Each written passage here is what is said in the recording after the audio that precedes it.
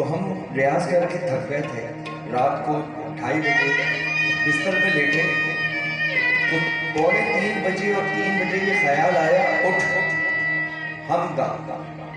हमने सरंगी निकाली, निकालने के बाद रख के वज़ू किया और 2 रकात नफिल तौबा पढ़ी कि तू रब है, तू करवाएगा, मेरी औकात नहीं है, मेरी औकात नहीं है, तू रब है, तेरा नाम लूंगा, तू करवाएगा।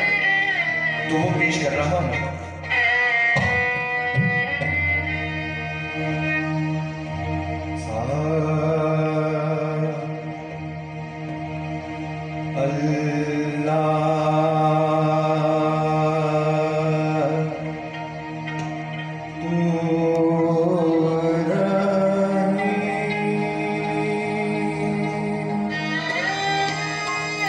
आप सबकी इजाजत से, आप सबकी इजाजत से।